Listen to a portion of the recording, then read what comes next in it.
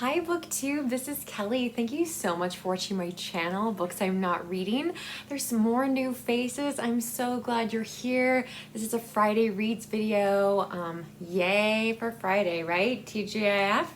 But yeah, these are just kind of chatty videos. I thought this one was gonna be ranty, but I got the most amazing books in the mail this week, so I am very excited to show those to you. But first of all, I wanted to say, okay, so what have I been reading? I think you know, right? I've been reading Richard III for the second time. The last time I read it was I think I finished it at the end of July. So I will have a video about Richard III on Sunday. I have no idea what it will be like, but it'll be a surprise to both of us. So I'm also currently reading The Best Ghost Stories of Joseph Sheridan Le Fanu, and I have not had time to touch this lately. So anyway, and soon, as soon as I'm done making that Richard III video that is a mystery, I will be reading Anthony and Cleopatra. This is all for Shaketember, and if you're not familiar, Shaketember is a month-long celebration of Shakespeare. You read anything by Shakespeare and consider yourself to have participated in the event. I am one of the hosts of the event, along with my husband Jason at Old Blues Chapter and Verse, and Nicole at A Day of Small Things. And I feel like it's going really well.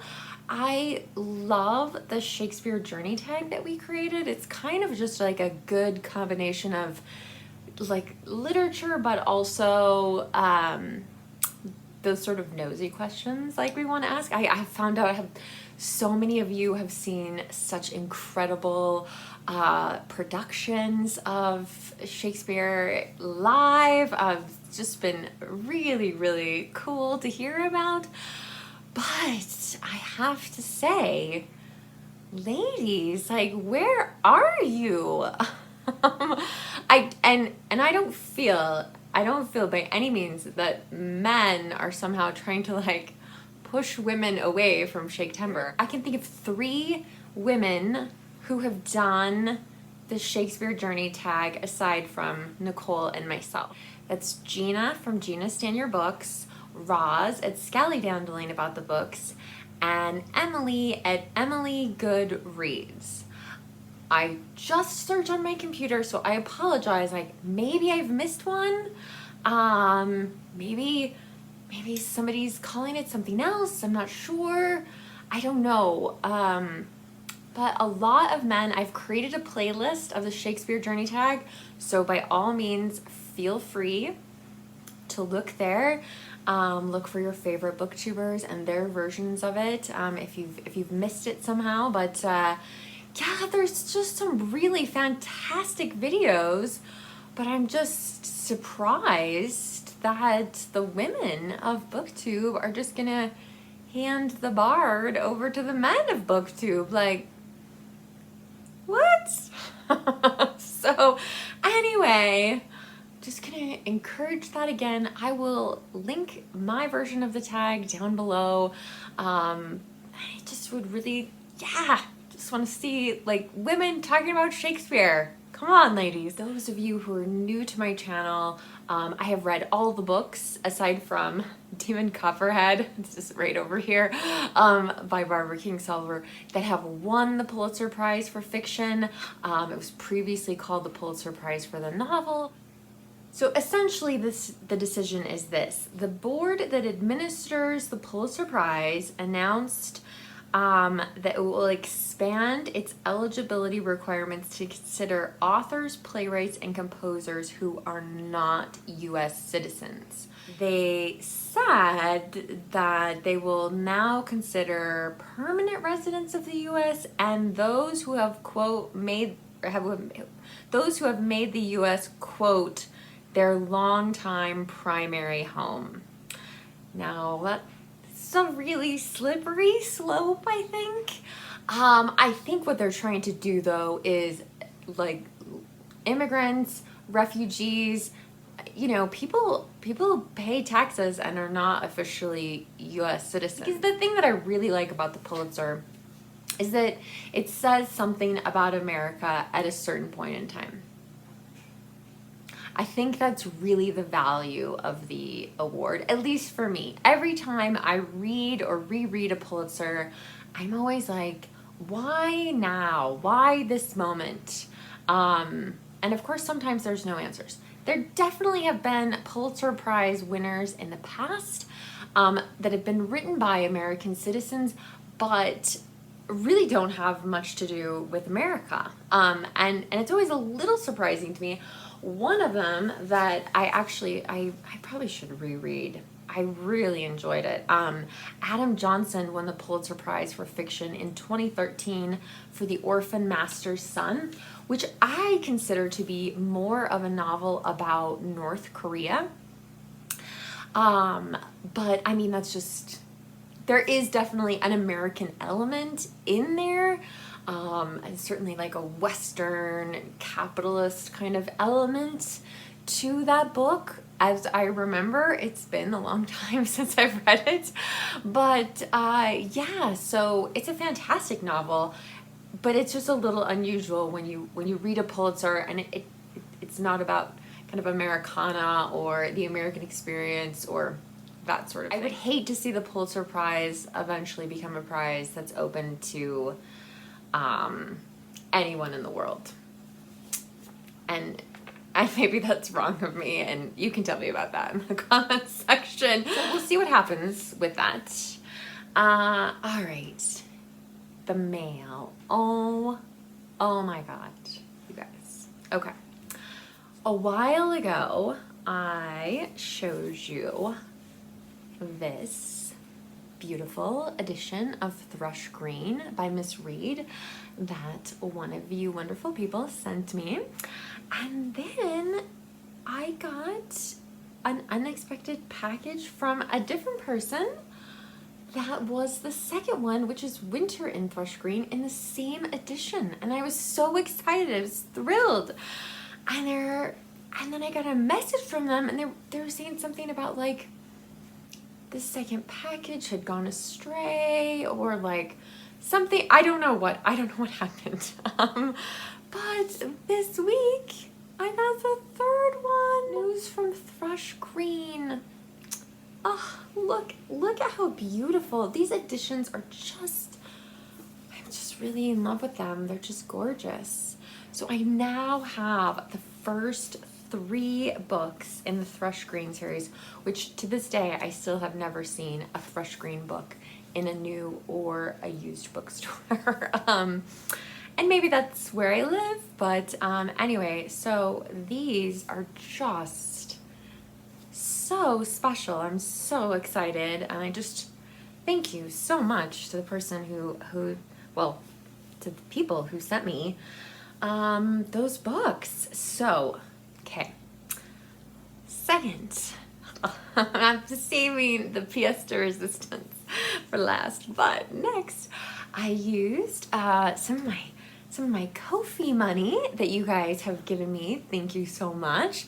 And I bought Slow Horses by Mick Herron. Jason and I recently watched the first 2 seasons of Slow Horses. And Slow Horses is about this group of MI5 agents, and something has happened to them. They're in trouble with MI5 in some way, shape, or form.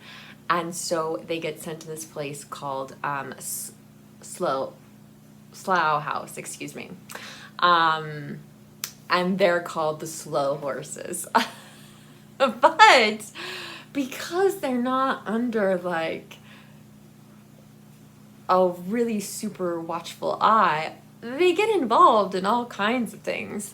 Oh man, it's so hard for me not to just jump into this book right now, but that's okay. I will restrain myself. But yeah, so I bought the first one on eBay. It is a little like the cover is a little wobbly here.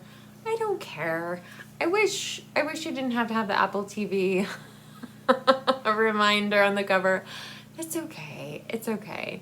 But anyway, so this is published by Soho Crime, which is a press I really like.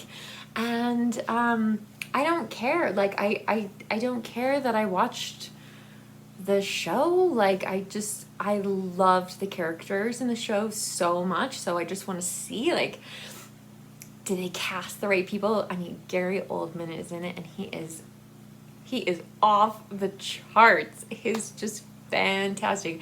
And then, of course, Jack Lowden's in it. Still my beating heart. If I could have found an edition with Gary Oldman and Jack Lowden on the cover, I probably would have bought that, but that's okay. That's okay. So anyway, yeah, and I'm really surprised that I'm not familiar with this series until now. Like, this is the 10th anniversary edition. I'm just like, where have I been? This was my second package of the week, and then, holy cow, you guys. Oh my gosh.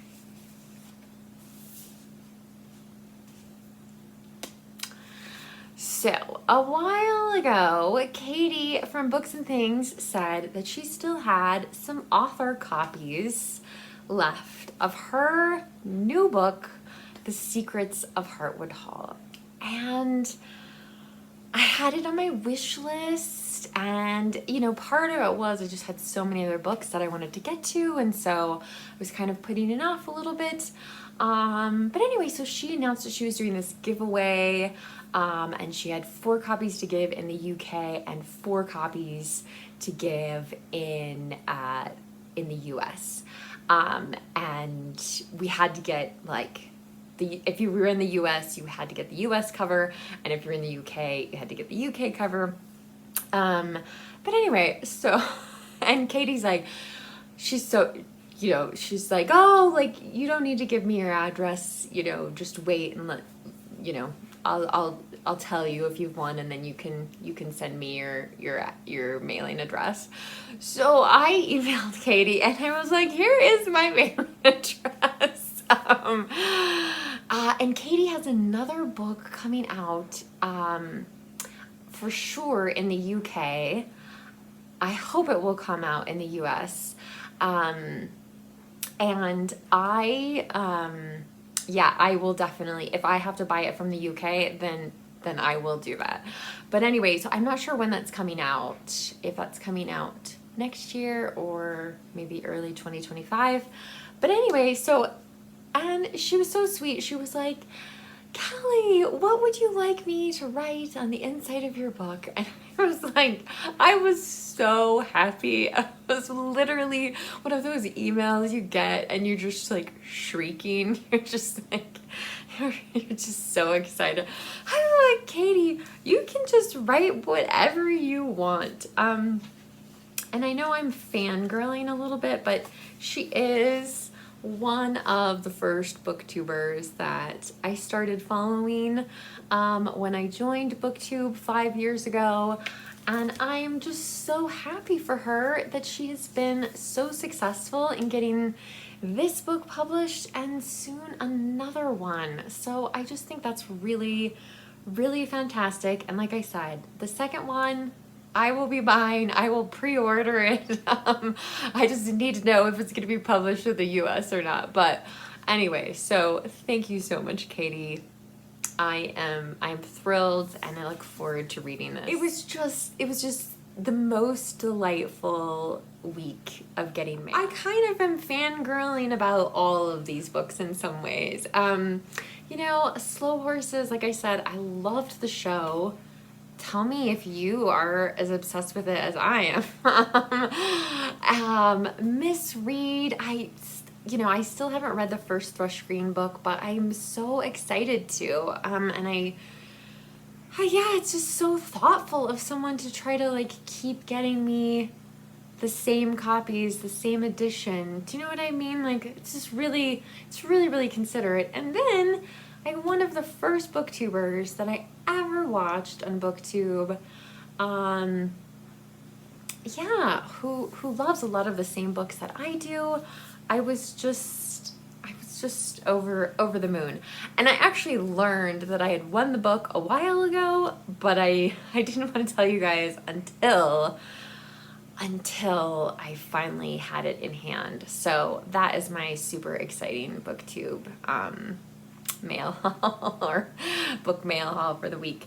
Okay, so I want to know what's going on with you. Are you reading Shakespeare? Are you reading The Secrets of Hartwood Hall? Did you love that book? Do you have any thoughts about the books that I've mentioned? Are you doing something exciting this weekend? Let me know down in the comments section below. There's so many new people, so I would love to hear from you. The comment section is a very safe space, so please feel free to leave a comment. If you don't feel comfortable leaving a comment, you can always leave an emoji or give this video a thumbs up. And as part of Shaketember, just sharing a few lines in every video I make this month related to Shakespeare, and I thought I would share with you my absolutely favorite passage that I remember anyway from Antony and Cleopatra. And these are two characters talking about the first time Antony saw Cleopatra. I just think this is so beautiful. I'll tell you, her barge looked like a golden throne upon the waves, burning bright with the sun's reflections. The rear deck was covered with hammered gold. The sails were dyed purple, and they were perfumed so heavily that they made the air seem dizzy with love. The oars were made of silver, and the oarsmen rowed in time to flute music. As the oars beat the water, the waves seemed to speed up as if excited by lust. Cleopatra's appearance was indescribable. As she reclined under a canopy woven from golden thread, she was more beautiful than any artist's idealized portrait of the goddess Venus. Pretty Cupid-like boys stood on either side of her, smiling and cooling her with multicolored fans, which seemed to fan the flames that in her cheeks, even as they cooled them, undoing what they did.